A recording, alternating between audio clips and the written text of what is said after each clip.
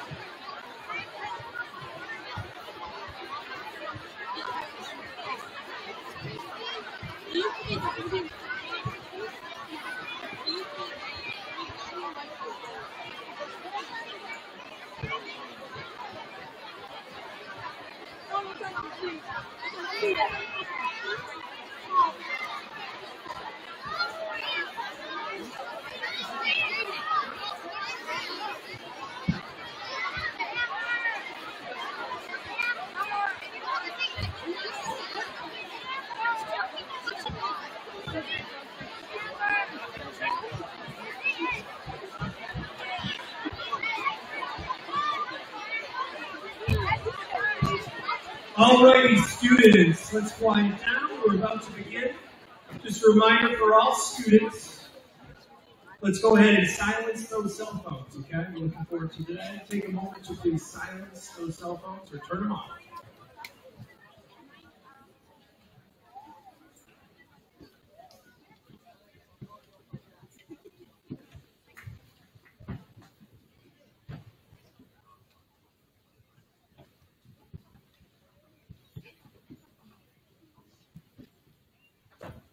Welcome to the Narragansett Regional Middle School and High School's 2024 Joint Memorial Day Observance. My name is Colby Young, proudly NRHS Principal, and I have the privilege on behalf of the middle school and high school of welcoming you to today's program, as well as the distinct honor of recognizing briefly our MC for today's observance. Before we begin in earnest, I would like to acknowledge a couple folks.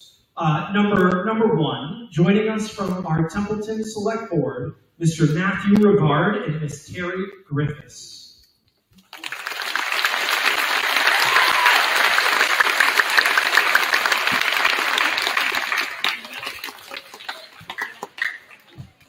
Joining us from our school committee, Ms. Heather Niemzora.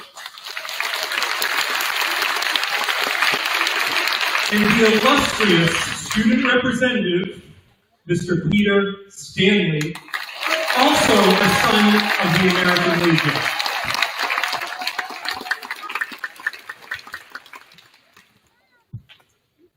I would note, and they requested first names, that we have Lori and Mary, along with some student volunteers who are going to be circulating today and can give you a poppy for anyone who is going to be entering the service, currently serving in the armed forces, or is a veteran of the armed service. Our folks, Ms. Lyons, could you just raise your hand so people can identify? There we go.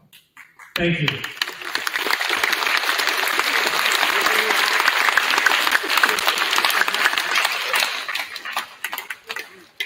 So before we begin today's ceremony, I would like to remind you all that the Honor Guard rifles here are for ceremonial use and will not be fired for this program. No firearms will be discharged in the program.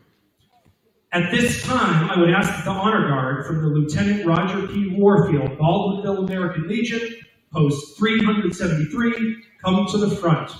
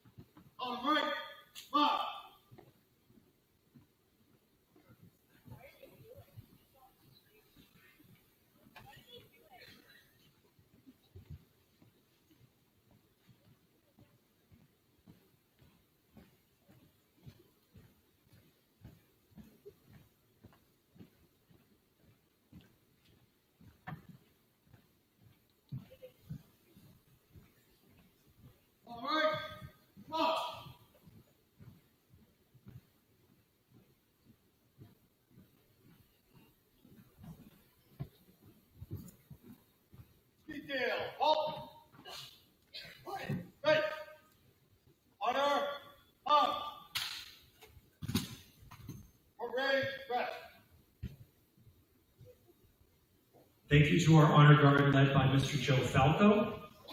And now I have the pleasure of introducing to you our MC for this afternoon's ceremony, Mr. Stephen Babineau, who's going to lead us through today's observance.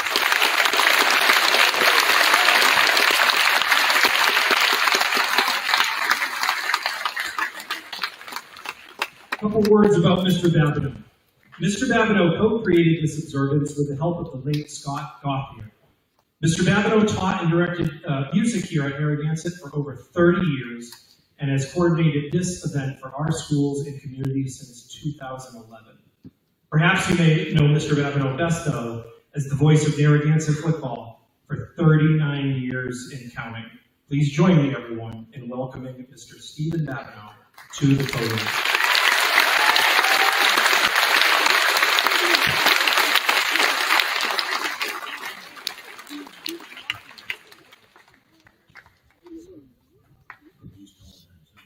Good afternoon, Narragansett and friends.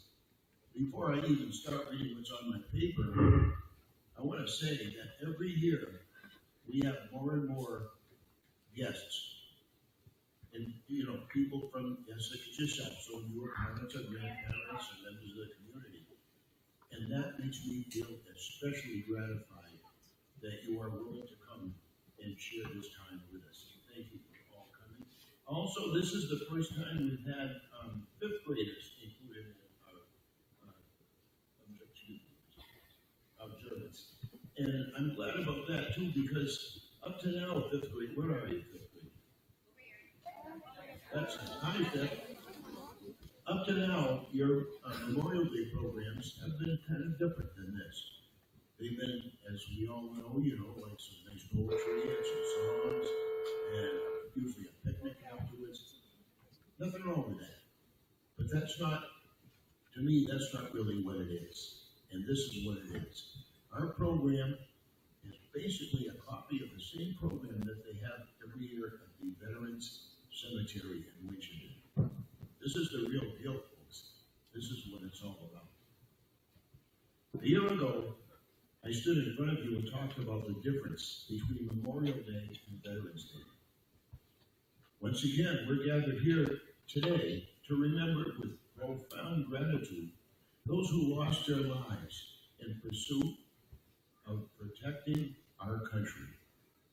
Perhaps we can focus on the notion that their sacrifices might lend us the resolve, courage, the strength to continue their legacy for all time. Memorial Day, which was originally known as Decoration Day, is a federal holiday in the United States for honoring and mourning U.S. military personnel who died while serving in the United States Armed Forces. On May 1, 1865, some workmen honored and buried dead soldiers from the Union Army at a racetrack that had been turned into a war prison. In January 1866, the Ladies Memorial Association in Columbus, Georgia, passed a motion agreeing that they would designate a day to throw flowers on the graves of fallen soldiers. The ladies didn't want this to be an isolated event, so Mary Ann Williams, the group secretary, wrote a letter and sent it to newspapers all over the country. April 1866 was the first national observance of what we now call Memorial Day. The National Cemetery Administration, which is a division of the Department of Veterans Affairs, gives credit to Mary with originating the idea of strewing the graves of Civil War soldiers, Union and Confederate, with flowers. And by 1890, every Union state had adopted it. The two World Wars turned the day of remembrance for all members of the U.S. military, regardless of Confederate or Union. All those who fought and died in service.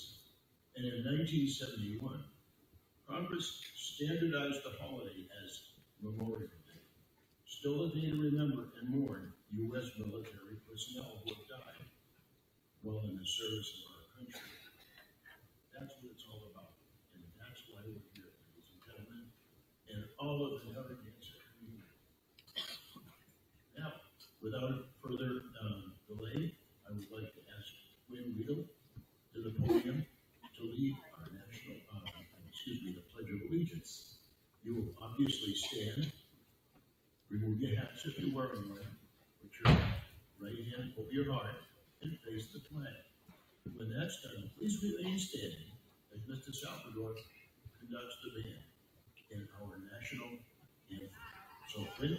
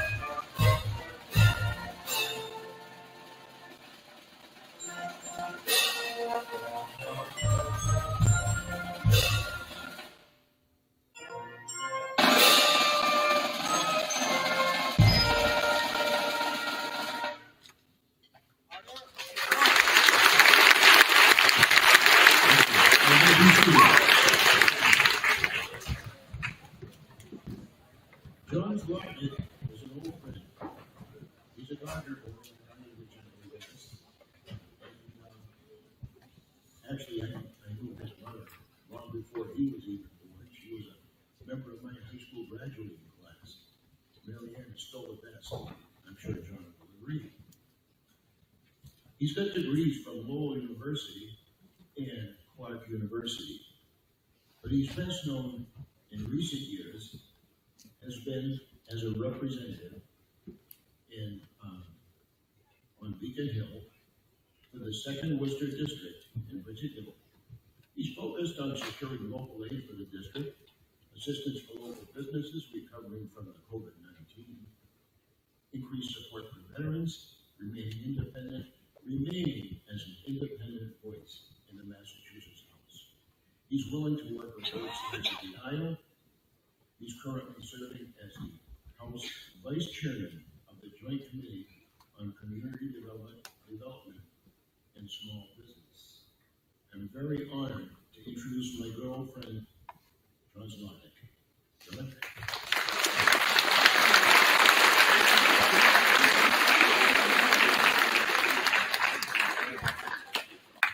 Before I begin, I want to recognize Selectman Tim Toth, who joined us with the Legion honor.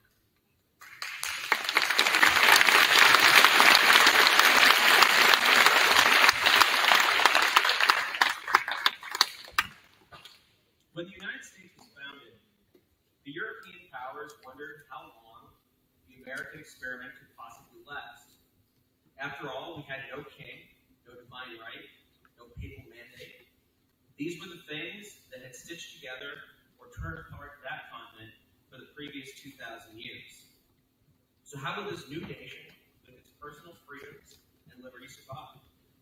How would it defend itself when inevitably those European powers came back?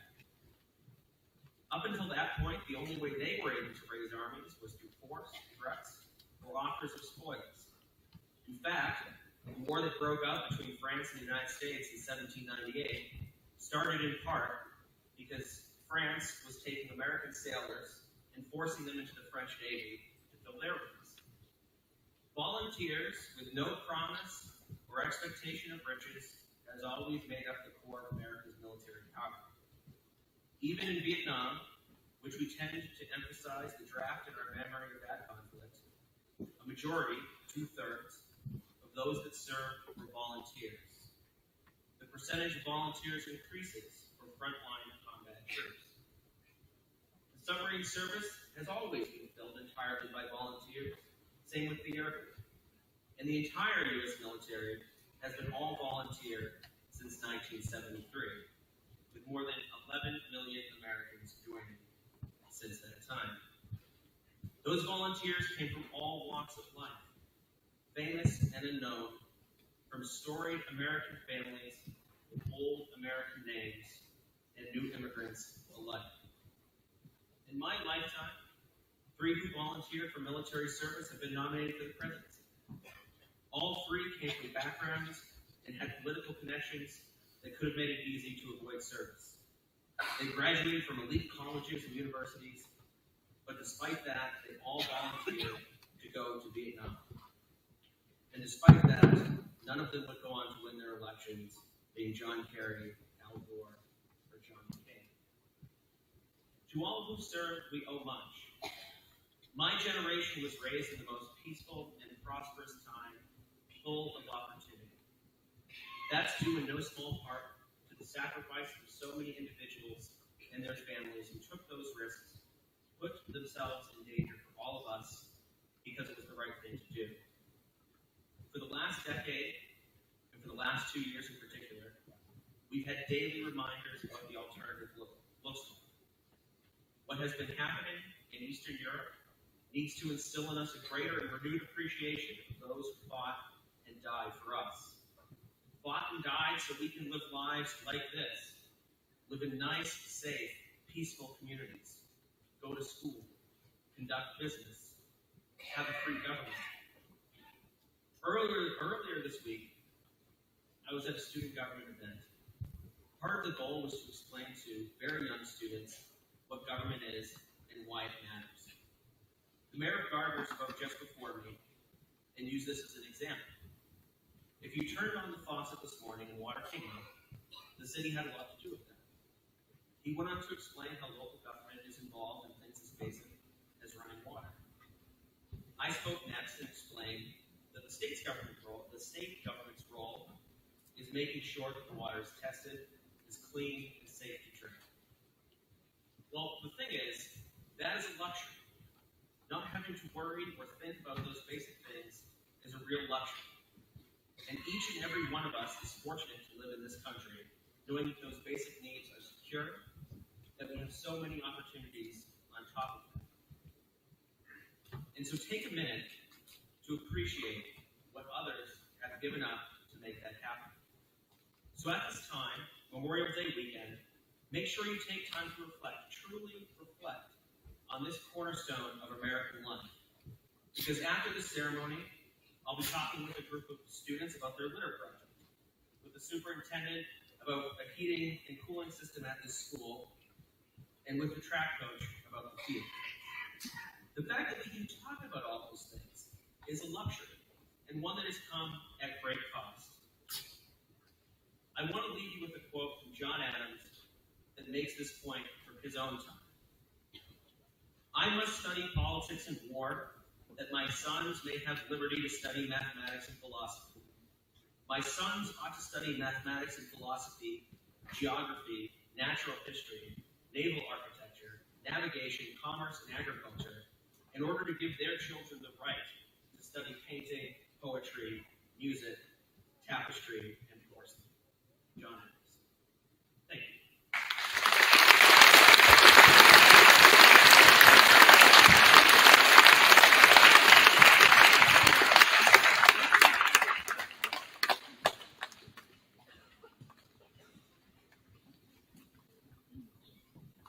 Thank you, John.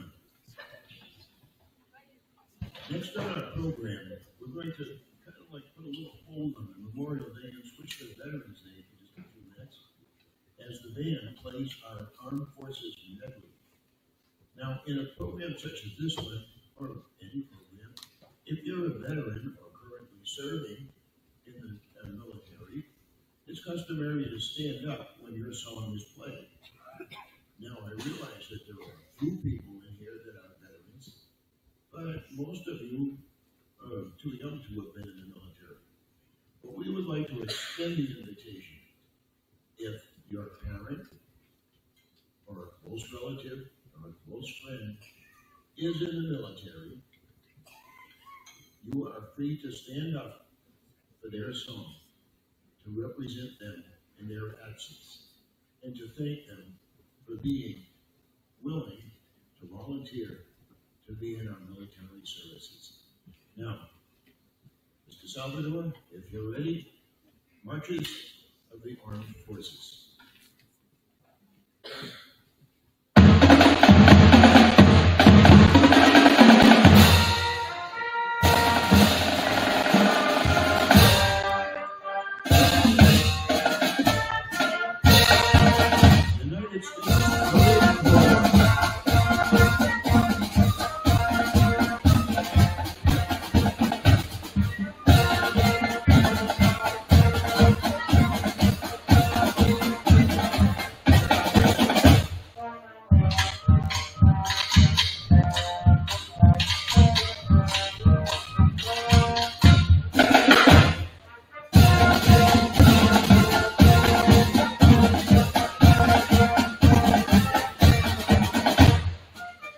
United States Army.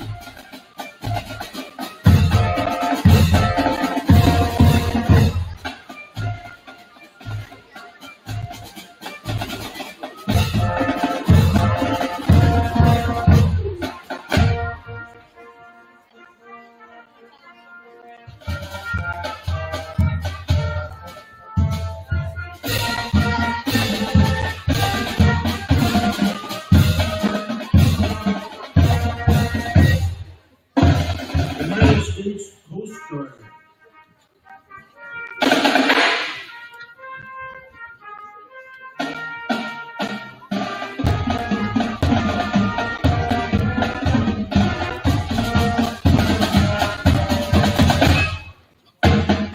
United States Air Force.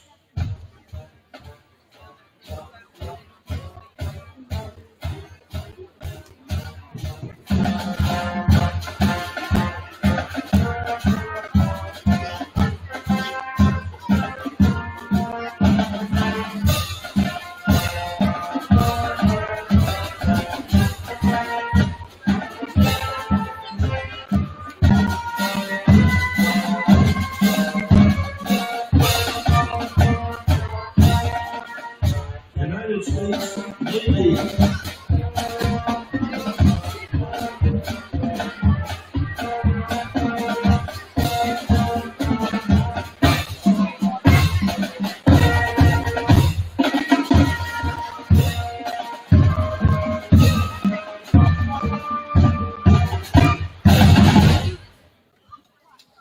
Thank you, Mr. Salvador, and thank you all. Thank you.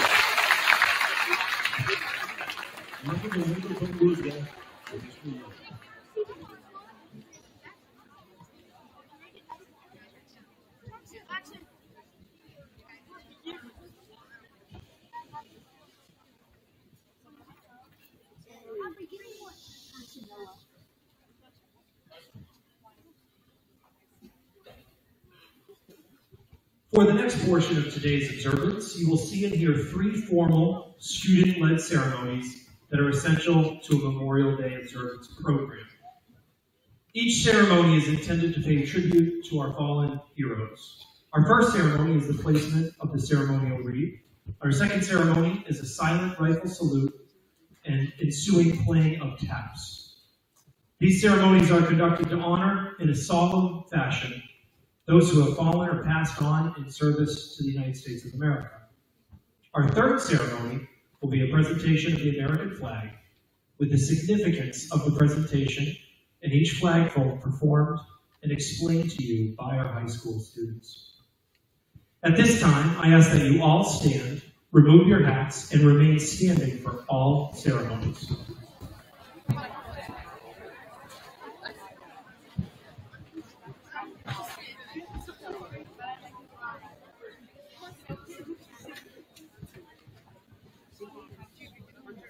Now I ask that Emily Gauthier and Cameron McGinnis, Project 351 Youth Ambassadors for their service to Massachusetts, please come forward and place the wreath in tribute to our heroes.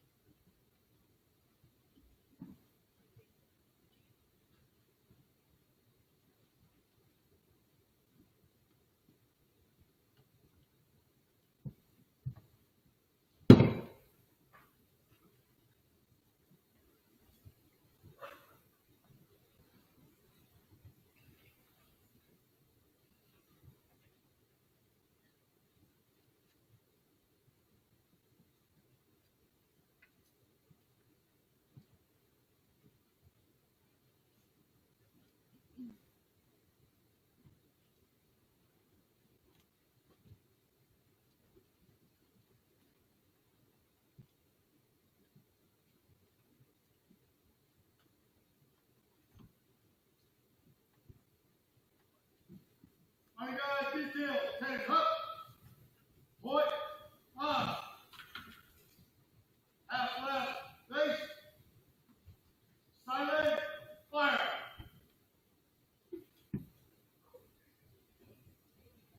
Silent, fire. Silent, fire. Half right, face, present, on.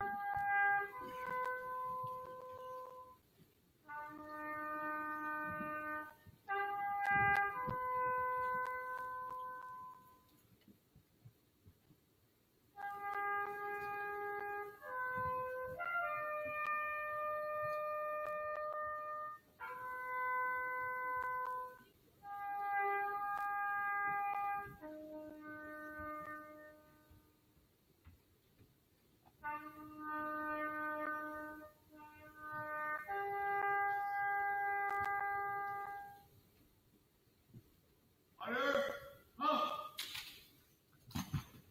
Parade, rest.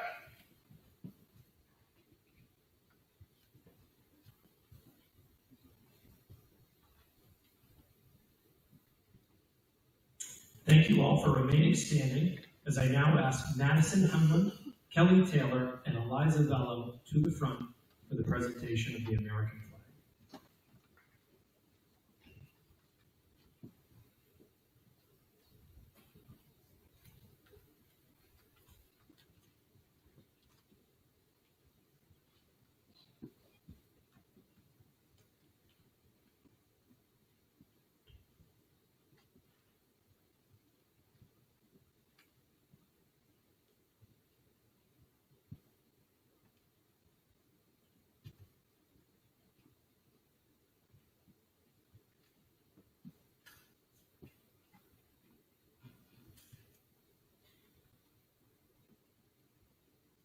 The 13 folds of the American flag. You might have thought it was to symbolize the original 13 colonies. Here is one story that is dear to many veterans and their families.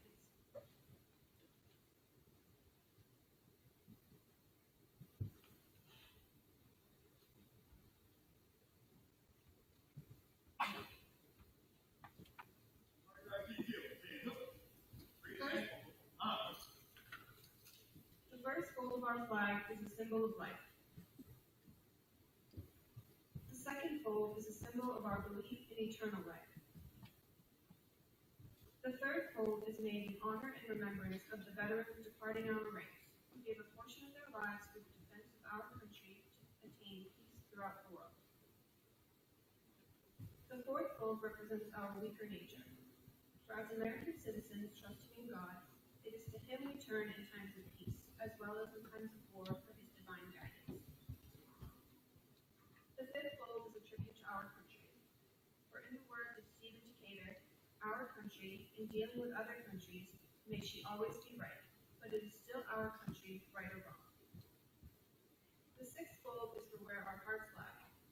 It is with our heart that we pledge allegiance to the flag of the United States of America, and to the republic for which it stands, one nation, under God, indivisible, with liberty and justice for all.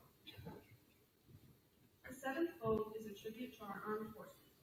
For it is through the armed forces that we protect our country and our flag against all her enemies, whether they are found within or without the boundaries of our republic. The eighth fold is a tribute to the one who entered into the valley of the shadow of death, that we might see the light of day. The ninth fold is a tribute to womanhood and mothers, for it has been through their faith, their love, loyalty, and devotion that the character of the men and women who made this country great has been molded. The 10th fold is a tribute to the Father, for He too has given His sons and daughters for defense of our country since the day they were first born. The 11th fold represents the lower portion of the seal of King David and King Solomon, and glorifies in the Hebrews' eyes the God of Abraham, Isaac, and Jacob. The 12th fold represents an emblem of eternity and glorifies in the Christian eyes God the Father, the Son, and the Holy Spirit. 13th fold, or when the flag is completely folded, the stars are uppermost, reminding us of our nation's motto, in God we trust. After the flag is completely folded and tucked in, it takes on the appearance of a cocked hat, ever reminding us of the soldiers who served under General George Washington and the sailors and Marines who served under Captain John Paul Jones, who were followed by their comrades and shipmates in the armed forces of the United States, preserving for us the rights, privileges, and freedoms we enjoy today.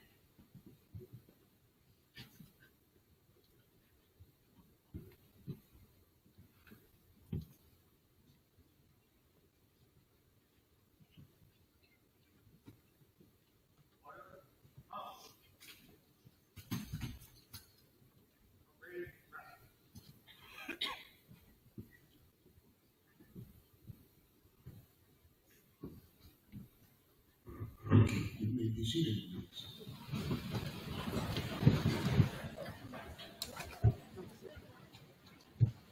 So once again, we people from the country gather to observe Memorial Day. This morning, I happened on a friend whose father served in the Second World War. He was in attendance here a couple of years ago. This friend's father turned 100 last month, and he is traveling to the nation's capital to participate in the Memorial Day observance there. God bless you, Bill Purple, and all the comrades you remember this weekend. And thank you, Narragansett, for helping make this event a positive reinforcement to our resolve to keep Memorial Day special. And God bless the United States of America. This concludes our program today. You will be guided by your teachers in dismissing your classes as the band plays its prelude. Thanks to all, thanks to everyone, and have a very memorable and safe Memorial Day.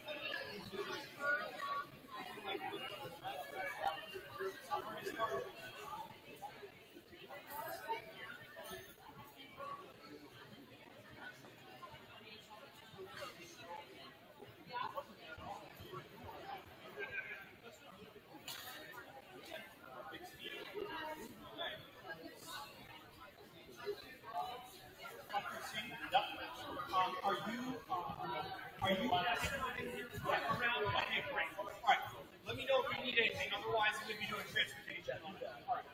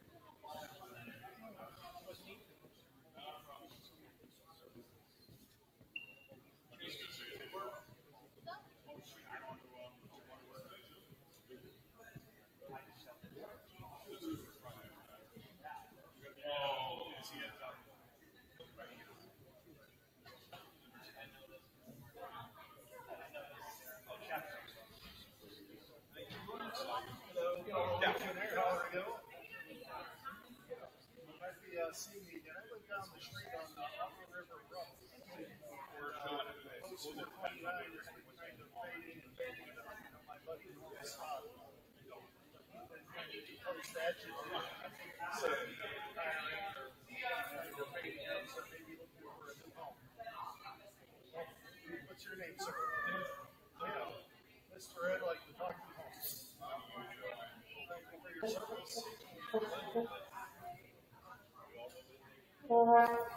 for your service.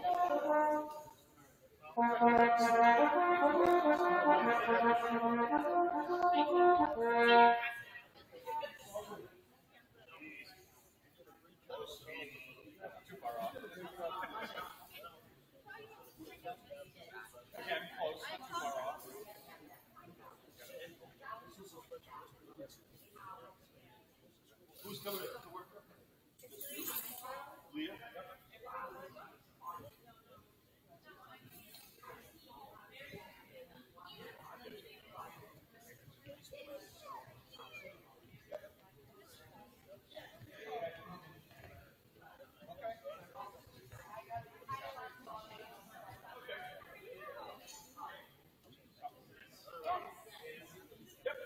We'll keep an eye out for it.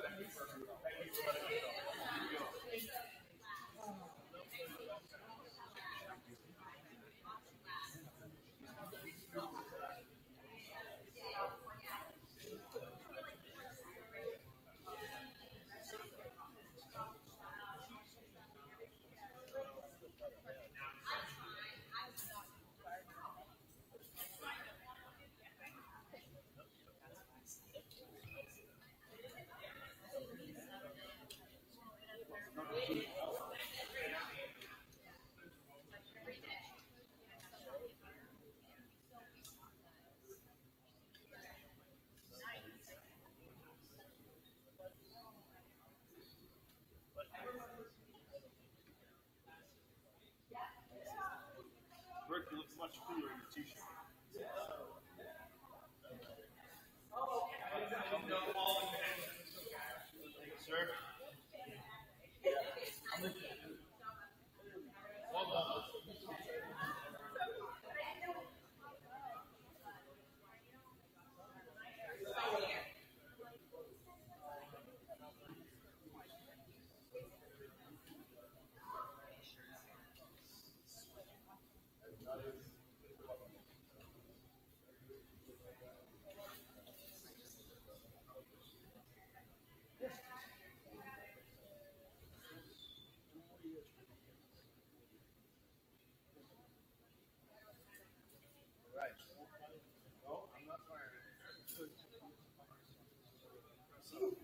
You're done no matter what?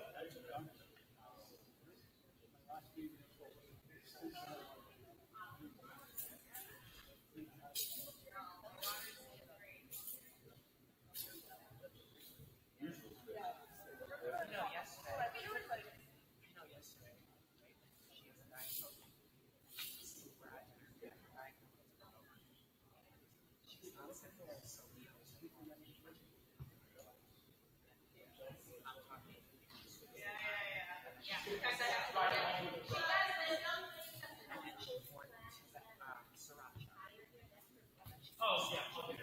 Yeah.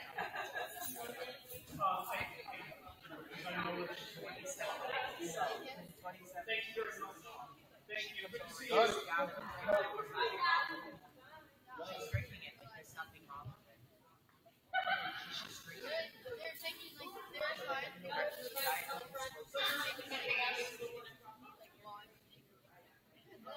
they're like all like crying, laughing, like everyone's like dying. Go ahead. I know. I'm like. No, yeah.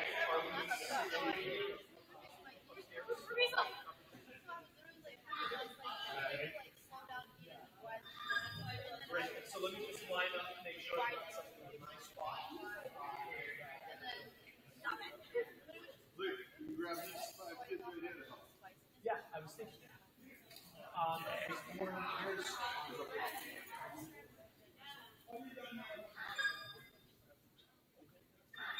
Miss Callan. Hey, I just volunteered you all for the next 10 minutes to help us. You gotta rearrange chairs.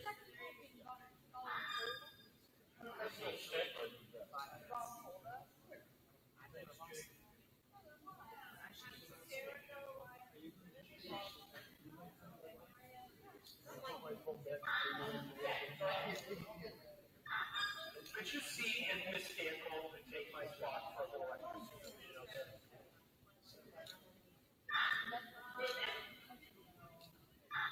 Miss Callan.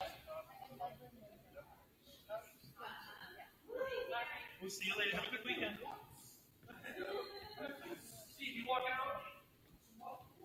Sorry, I got pulled away from my radio. I was proud of you. You feel good about it?